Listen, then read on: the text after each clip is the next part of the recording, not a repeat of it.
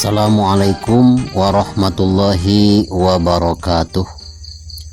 Bismillah, alhamdulillah, wassalatu wassalamu ala rasulillah Sayyidina Muhammad ibn Abdillah wa ala alihi wa sahbihi wa mawalah amma ba'du. Faqala ulama mujibatul gusli sittatu asya. Sahabat channel Rahmatul Ummah yang saya cintai dan Allah muliakan, mudah-mudahan semakin kita bertambah umur, bertambah juga keberkahan ilmu, keberkahan rizki, dan keberkahan kesehatan dari Allah Subhanahu wa Ta'ala. Mudah-mudahan usia yang tersisa dijadikan oleh Allah Subhanahu wa Ta'ala menjadi umur usia yang diberkahkan. Amin ya Allah ya Rabbal Alamin.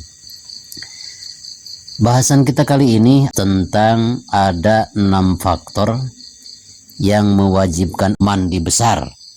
Berarti bahasan kita kali ini yang ada hubungannya dengan ilmu fikih.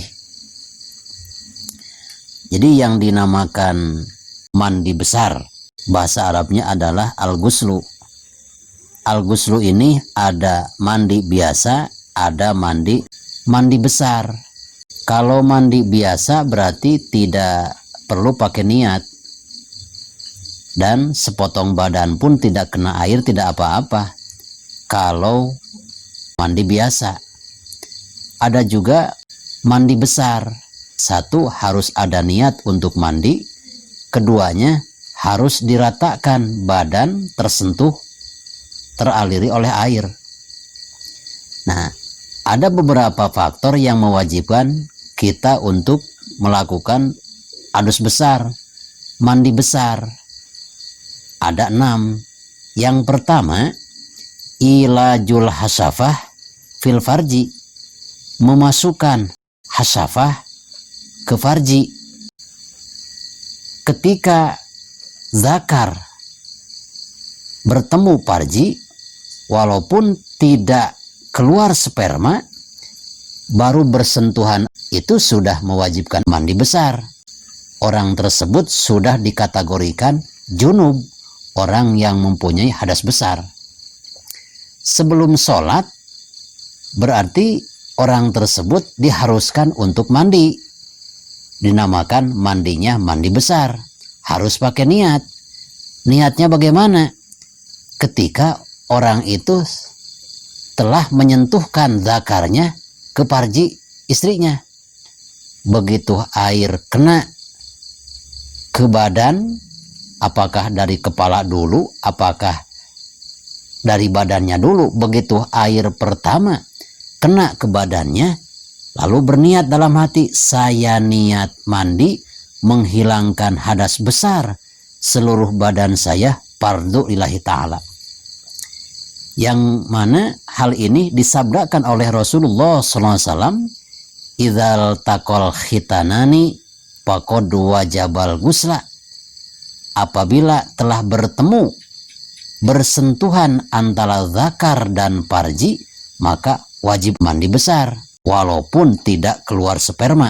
Dengan bersentuhan aja antara hasafah ke farji, itu mewajibkan mandi besar. Yang kedua, yang mewajibkan mandi besar adalah khurujul mani, keluar sperma. Yang mana keluar sperma ini bisa diakibatkan, bisa disebabkan dengan beberapa faktor. Apakah sebab mimpi? Kita mimpi bersetubuh, lalu keluar sperma. Nah, itu keluar spermanya yang harus mandi besar. Ketika kita bermimpi bersetubuh tapi tidak keluar sperma, itu tidak mewajibkan mandi besar. Yang dihitungnya wajib mandi besar adalah ketika bermimpi jima, ketika mimpi bersetubuh lalu mengeluarkan sperma. Apakah laki-laki, apakah perempuan, wajib sebelum sholat itu mandi besar. Seluruh badan, kulit dan rambut harus dibasuhi dengan air, dengan berniat, saya niat mandi besar menghilangkan hadas besar seluruh badan saya fardu lillahi ta'ala. Yang kedua, keluar sperma itu bisa diakibatkan dengan sebab persetubuhan secara langsung. Juga yang ketiga, bisa saja seseorang keluar sperma karena memang ada istilah onani, dikeluarkan dengan tangannya sendiri, bukan jalan bermimpi dan bukan dengan jalan bersetubuh. Itu dengan cara onani, dilarang itu onani, namanya al-istimna, mengeluarkan sperma dengan dipermainkan oleh tangannya sendiri. Itu dosa. Jangan sekali-kali melakukan hal itu. Ketika keluar sperma, apakah dari mimpi, apakah bersetubuh, apakah secara onani, maka tetap sebelum sholat orang tersebut wajib mandi besar dulu, karena itu hadas besar. Yang ketiga, yang mewajibkan mandi besar itu wal haid, setelah habis haid. Nah, kadang-kadang sehari semalam darah haid itu paling sedikit adalah sehari semalam. Biasanya galib-galibnya darah haid itu keluar 7 hari 7 malam. Terkadang ada juga yang paling banyak masa haid berapa hari? Sampai 15 hari 15 malam. Pertanyaannya, kadang-kadang ada seorang perempuan udah 15 hari tapi darahnya masih keluar, terus-terusan keluar.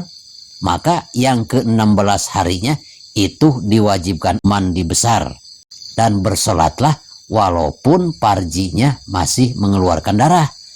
Karena darah yang dikeluarkan pada hari ke-16 setelah haid itu bukan darah haid, tapi darah istihadah, darah penyakit.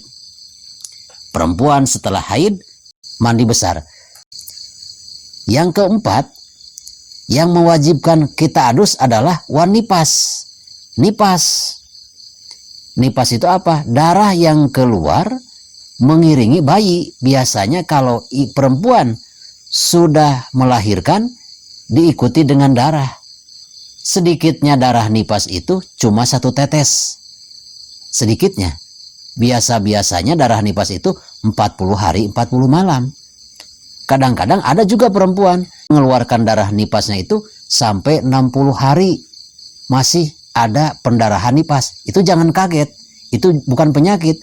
Tapi setelah melahirkan dihitung-hitung udah 62 hari masih berdarah si parjinya.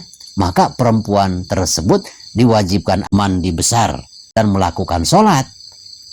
Karena apa itu? Itu bukan darah nipas. Darah nipas itu paling banyak ukurannya adalah 60 hari 60 malam.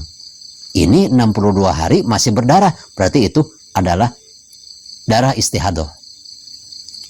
Juga yang kelima, sesuatu yang mewajibkan adus adalah al-wiladah, melahirkan. Melahirkannya itu apakah dengan cara disesar, apakah keguguran, apakah melahirkannya itu istilahnya hamil muda, lalu keguguran. Yang namanya melahirkan, apakah keguguran, apakah dioperasi, itu tetap aja mewajibkan adus. Mungkin di sini setelah 60 hari 60 malam mengiringi darah nipas. Juga yang keenam, yang terakhir, sesuatu yang mewajibkan adus adalah wal mautu, ketika mati. Orang mati itu tidak wajib mandi, tapi wajib dimandikan. Kalau orang hidup tidak memandikan orang yang mati, berarti orang hidup yang berdosa. Itulah hukum-hukum 6 faktor yang mewajibkan mandi besar. Mudah-mudahan ada manfaatnya, khususnya bagi saya dan umumnya bagi kita sekalian. Wassalamualaikum warahmatullahi wabarakatuh.